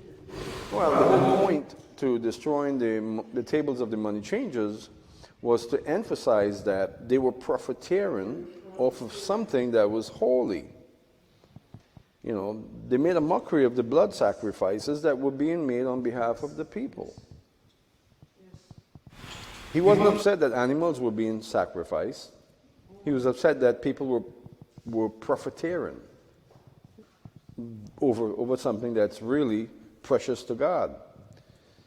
God sees the shedding of blood as a very serious thing. Every animal that lost its life on that temple, on the altar, pointed to Jesus and what God himself would accomplish through him. So it was terrible that they were making a mockery of it in that regard. They were selling pigeons and they were selling animals. It wasn't what God had determined. The order that was given in the book of Leviticus was completely corrupt. And Jesus expressed that fairly well. All right. So, God revealed his struggle against the nations. His instrument of war is Israel. Okay, we read that just now. This section reads like the war scroll of the Dead Sea Scrolls. Yes. God broke the staff of favor and the staff of union. These represent what? Israel and Judah. The divided kingdom, Israel and Judah, that he was preparing to enact judgment upon them. He appointed a useless shepherd over the nations. This probably refers to the world system, the Antichrist system, that we refer to it as the Antichrist system. I don't look for one individual to be Antichrist. Antichrist is by committee. It's not a one-person type government. It's led by man. Ultimately, Satan's at the helm of it. From time to time, there would be a man or several men that will have strong positions of leadership in it. I look back at Henry Kissinger. Now, Henry Kissinger is very old, and he's sort of singing a different tune today than he was singing back in the early 70s. But back in the early 70s, Henry Kissinger was a strong proponent for the quote-unquote New World Order, and he proclaimed it wherever he went. In fact, as recent as 2009, when Barack Obama was elected, there he was again talking about this president will usher in the New World Order. So even just, 11 years ago, he was still promoting the whole. But today, he's a lot, you gain wisdom the closer you get to eternal destiny. And he's gained a little wisdom. He's speaking a little more sensibly concerning world affairs. But nevertheless, there was a time he was a very strong, he was certainly an antichrist type, speaking that stuff of a one world government, a beast government. And since then, there's been any number of men who have been recognized to be an antichrist. Barack Obama was certainly one. And many people said that he's the Antichrist. I said, no, he isn't the Antichrist. But is he a part of the system? Yes. Did he sign up for it? We don't know if he ever did fully understand what he was getting involved in. I venture to say that he didn't know what he was getting involved in, but he got involved. He was not one of the players. The players are very conspicuous. George Bush Sr., more of an antichrist than Barack Obama. Much more so, a type of antichrist than Barack Obama. George Bush Jr., very much more so. Barack Obama was just what the system installed, plugged in, to use him. And they used his race, they used his eloquence, his good looks. They used every factor that was appealing to him, appealing to them, for their advantage. And it's unfortunate that that's the case. The first minority president was a plug. You'd want that the first minority president would be real. A man who can act on his own and not be a puppet of these globalists. But that's not the case. So Antichrist is by committee. I'm not looking for one person to become Antichrist. I'm looking for that committee of men. And they're very much alive in the world today. They're very much active and pursuant of that final agenda. They meet every year, sometimes biannually they meet in certain places where they're working in this cabal to bring about this final Antichrist system. Shame on them. Anyway, so God will make Jerusalem a cup of reeling and a stone that causes injury for all the peoples. What is that reference about in Zechariah chapter 12? What's he talking about? A cup that causes reeling. When you're drunk, you drink a strong drink and it just sets you off completely, throws you off your game completely. Where I come from, we have what's called bush rum. Here you have moonshine, which is sort of a bush whiskey. But where I come from, you have bush rum, and it's pretty strong stuff. You can barely light a cigarette, when I used to smoke and drink that stuff, around it without it exploding in your face. It was really strong stuff. And you take one little shot of that, and it's just like, you're off on a different planet. That was a cup that caused reeling. In other words, I'm reeling from one cup. Well, Jerusalem is a cup that causes reeling. Who's going to reel? The nations. So Jerusalem today is like an object that causes madness in the nations. And that's exactly where we are today. We see it. It says that all that lift Jerusalem will be severely injured. Many nations will come against Jerusalem. That's what we saw in Zechariah chapter 12. We read it a couple of weeks ago. Note the separate groupings in this prophecy of the clans of Judah and the house of David, also referred to as the inhabitants of Jerusalem, discuss the relationship between these two groups. Now, this was a class we did a while back, maybe 2 or 3 weeks ago, that the inhabitants of Jerusalem, well, they are synonymous with the house of David. The house of David is the church, specifically the resurrected church. So what about the resurrected church draws reference to the house of David? The house of David is the house that God would build for David, as it says in 2 Samuel chapter 7. This would be the house of God. So the church is the house of David, in other words, the house of God. And it's going to be positioned in Jerusalem, just as Zechariah said. So the church, the ultimate resurrected church, and what would that resurrected church look like? God's glory. Because it will consist of myriads and myriads of very glorified beings who are the resurrected church. It will just be a wonderful glow of God's glory. That's what Jerusalem will be. And that's the house of David. That's the inhabitants of Jerusalem. So you have the inhabitants of Jerusalem, you have the nations who are drunk out of their minds, and you have Judah. And what's Judah doing?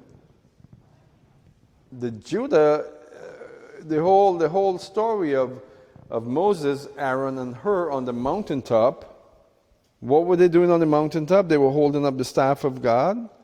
They were that spiritual, supernatural connection between God and the battle. Where was the battle taking place? In the valley.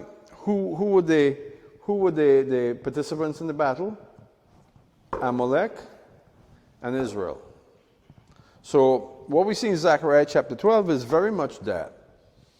Moses, Aaron, and Hur on the mountaintop is the house of David, the church on Mount Moriah. Israel's in the valley, the battlefield, And Amalek is being routed by Israel because of the spiritual component that's in Jerusalem. And Judah will say, what a strong support for us are the inhabitants of Jerusalem, the house of David, through the Lord of hosts their God. So picture it. The church is resurrected, reigning in Jerusalem with Jesus. That's where we're positioned. Whatever that looks like, it's going to be spectacular. That's where we are. And we are that strong support, just as Moses, Aaron, and Hur was a strong support to Israel against Amalek. We will be that strong support for Israel against Amalek. Amalek is the Antichrist. Is this the same people, the Zadok priests and Ezekiel in the third temple? The Zadokite priest. All right, so yeah, the church can be symbolically the Zadokite priests, the sons of Zadok. What's the significance there? King Zadok, or king, he was high priest during the time of King David.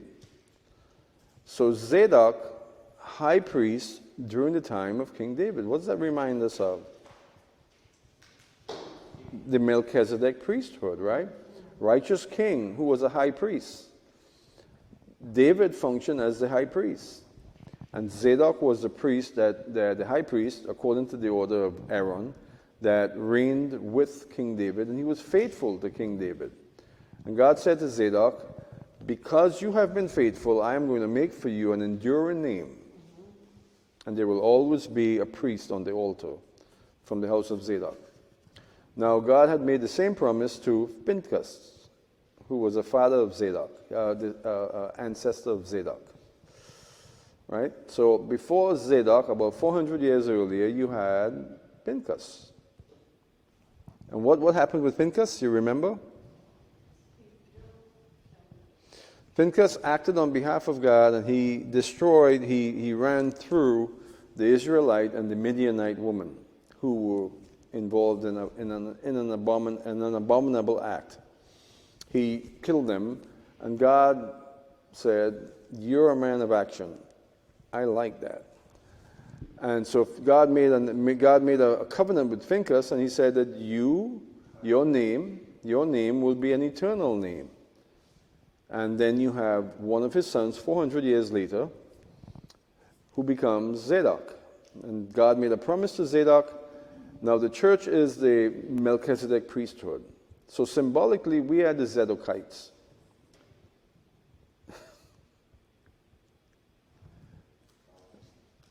I was teaching on this one Shabbat, and I put the emphasis strongly on being men of action. You know, the priesthood. If we're the priesthood, or if we're the Zadokite priesthood, we ought to be men of action. We ought to take action on behalf of God. God loves a people that will take action. Now, I wasn't talking about physical violence, of course. I was talking about being spiritually violent, taking action. This is not a happy story. This is a very sad story. And there was a family in the church at the time. They were actually part of another church, but they would come on Shabbats. And he was involved in some really horrible actions in his home. He was an elder in that other church. And he was doing things that no one should do to his children. And when I talked about taking action, I saw him just become ashen. And he literally grabbed his children and kind of left. They went to the cry room, and I saw them. There was stuff going on. And I didn't know what that was about. I had suspicions, but I didn't know. Well, as it turned out, what he was doing with his family became known to me, and I had to turn him in. And turn him in I did. He's now doing life in prison. In fact, 4 or 5 life sentences. Now, not a pleasant story. But what he was doing was highly, highly unpleasant. But when I talked about taking action, it struck him. It just cut him straight to the core. He knew it was coming. And I think he knew it was coming from me. And that was the work of the Holy Spirit. Because it came from me. His pastor didn't want to do anything about it, but contacted me. I'm like, okay, you don't want to do anything about it. You contacted me. I'm going to give you a period of time to do something about it. And then I'm going to have to do something myself if you don't. And so, anyway, sad story. It's not something it just came to mind that we ought to be men of action. And when that particular person heard me mention that, it just gripped him and he reacted, and that became sort of the testament that would follow. Because as it turned out, I was the very guy that would act on behalf of the children. Not a good story. Anyway, so where are we at now, before I distracted myself? G, what will God do to those nations coming up against Israel? Yeah, what would he do? He would strike them. He would strike them down. All right. The spirit of grace and supplication will be poured out upon the inhabitants of Jerusalem. Amen. I should have never brought up that story because it's going to be on me. I'm going to have to pray it off of me tonight. Yeah, I'll be fine. That's not the only time I had to do that. I had to do more or less the same thing 2 other times. One church was in Melbourne, was in another location. Yeah, law enforcement had me down as a hero. They never met a pastor that would do what I did. In fact, the arresting officer in one case, one officer Ortiz, she sat me down and said, I've never seen a pastor willing to do what you've been doing, what you've done. And that's the first time. And I've had to do it 2 other times since then. It's not pleasant. But you can't know that children are being abused in the most horrible way and not act on it, not do something about it. You know. Let me tell you what, those three cases, not so much the second one with that church over on the other side of the state, but the first and the second case took life out of me. I mean, literally took life out of me. It's probably why I suffer with PTSD. It's probably why I struggle with anxiety and stuff. Because those were some horrible times, horrible times. And but I overcame. Doing the right thing sometimes can take a pound of flesh off of you. Sometimes. But hey, I've got much pounds to give up. All right. Let's see. What will be cut off from Judah? Idols. Idols will be cut off from Judah. Did I miss one? Oh, okay. In the final battle, describe what will happen to Jerusalem. Jerusalem will be divided. That's what it says there. It will be divided. Half of the city will go into captivity or into bondage, and the other half will prosper. So when you look at Jerusalem today, you have, the city is truly divided. You have about half of it Jewish and half of it Palestinian. When Messiah comes, what half of the city you think is going to go into bondage? That half of the city that's committed to rebel against God and committed to work to destroy the Jewish people. Zechariah obviously foresees what is often called in the scripture the day of the Lord. What will flow out of Jerusalem from this time forth forever? Living waters. That's a wonderful reality, and Ezekiel also saw this as well. Ezekiel gives a lot more references to this than Zechariah. In Zechariah chapter 14, verse 8, it makes that reference, that this river, this underground river that now does exist under Jerusalem, will explode up through the Kidron Valley, and water from that crack in the earth that will be caused by the earthquake, great earthquake. That when Jesus puts his foot on the Mount of Olives, there's a great earthquake, water comes up, and water from that source will work its way all the way into the Dead Sea. The Dead Sea will no longer be dead, it would be alive. It would be teeming with fish at that time. That's what Ezekiel talked about. All right. When God is dwelling in Jerusalem, there will be no more curse. What festival will all the nations celebrate after this time? Sukkot. I think they would celebrate all the festivals, quite frankly. But with Sukkot, the nations would be made to come up to Jerusalem to celebrate the Feast of Sukkot. So if you go to Jerusalem today during Sukkot, Feast of Tabernacles, you have a representation of that there already, where you have representatives from the nations in Jerusalem celebrating Sukkot. Already that's happening. I've been there, and you see these delegations from the nations going through Jerusalem, rejoicing and praising God as they go through. That's sort of a earnest in regards to what's coming eventually.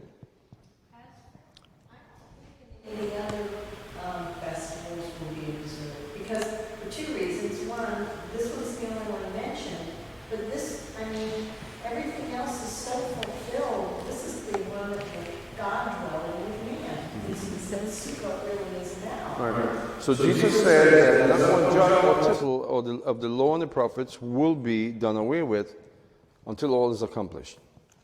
So all would be accomplished at the end of the millennial kingdom. That's when everything is complete. So I think, as Jesus said, the law and the prophets applicable would be fulfilled or continue to be fulfilled up until then. So I think during the millennial kingdom, we're going to have Pesach. We're going to have unleavened bread. We're going to have first fruits. We're going to have all of those. And those first three festivals, which is Pesach, unleavened bread, and first fruits, is all about Jesus, right? His atonement, his passion, his resurrection, and him being the bread of life. So why would that be celebrated during the millennial kingdom? Because the nations will need to rejoice in what God has provided. And then there would be this wonderful revelational understanding that this great king that's serving over the entire world, he was that lamb that God had provided way back then. And that his flesh is life, unleavened. And that he resurrected. And then we would then know that there is a greater resurrection coming. So it's 200 years into the millennial kingdom. And a child asked his dad, why are we celebrating these festivals? What is first fruits about? I don't get it. We have crops, and we have to pick the first crop, the first showing of the crop, and wave it. What's this about, Dad? And Dad would say, this is a great mystery that has been revealed to us.